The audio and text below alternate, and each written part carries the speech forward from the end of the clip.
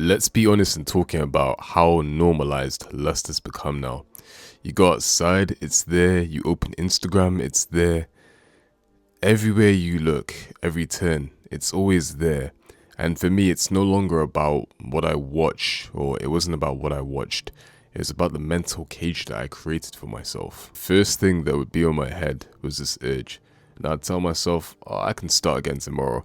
It's just this one time. Until something changed. One week I just decided to myself, I'm going to stop doing this because I realized that before this energy, I'm just bored.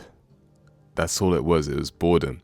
I had nothing better to do with that energy, so I reverted back to what I deemed to be familiar at that time. Now, everyone will start talking about streaks, especially at this time of the month, considering that it is No Nut November. People will start talking about streaks, so it'll be day 14, day 7, day 30. But the problem is with counting is that it's a trap. You're subconsciously reminding yourself that you're missing something. By doing this, you make a countdown to failure. I used to wake up and tell myself I've made it to day 5. That's immense progress. But by doing this, once again, I've created a countdown to my failure. Lust becomes my whole life because I become so fixated on it. So when I came to this realization, I stopped counting. I stopped counting the days and just took them as they were without being so fixated on lust. It actually helped me. It stopped going from this challenge to this lifestyle. I started improving my life for the better. Another mistake I see people making is demonizing lust. Now, when you demonize anything, this isn't just about lust, but when you demonize something, you build an element of shame around it. And that shame, sometimes, it builds familiarity. And with familiarity, you get comfortable. Now, I know people may seem confused by that. How can you be comfortable when you shame yourself for something? But it's very easy.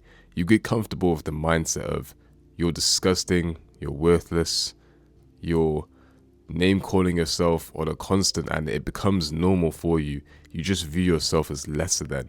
So please don't make the mistake of demonizing lust, because that's what happened to me. And honestly, it probably took me a lot longer than it should have to get out of that rabbit hole. I feel like you really need to apply a level of stoicism here. You see what's happened, you accept what's happened, and you move on. You come from a learner's standpoint, not a failure standpoint, because you're not a failure. In doing these things and making these mistakes, you're always learning.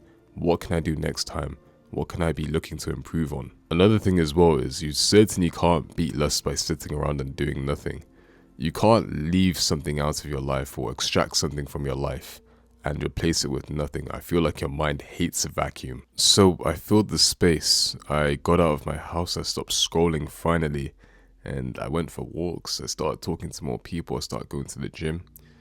I started being a lot more proactive. And you'll actually find it funny how fast your brain stops craving this fake intimacy when you go out more, when you're more proactive with friends, you're laughing with them, you're going to cafes with them. In whatever you're doing, you'll find out that the key wasn't suppression, but it was replacement. And when you start socializing, you start to rewire your brain for real things again. I used to believe that I needed lust because that was familiar to me. But really, I feel like I crave that deep connection with somebody else. You ever have a deep connection with somebody or a deep conversation with somebody, or you find yourself laughing with somebody? That's real dopamine, not fake dopamine. And it's crazy because the more I went outside, it's going to seem really, really cliche, but the more I went outside, the less I felt the urges. The more you engage with the world, the less you will think about it instead of hiding from it. So that's actually what I mean when I say I beat lust. I didn't destroy it, I just stopped feeding it. And I think that people just believe that this is a physical urge, but it's actually a mental one. It tricks you into thinking that you're satisfying yourself when really you're just numbing yourself. Think about eating junk food when you're bored, when there's no food in the house. It feels good in the moment, but afterwards you feel terrible because it's back to reality. You hardly have any money and the junk food wasn't even that nice. It's the exact same when it comes to lust. I feel like the quickest way to overcome it is to stop romanticizing it. See it for what it is, a distraction from your potential.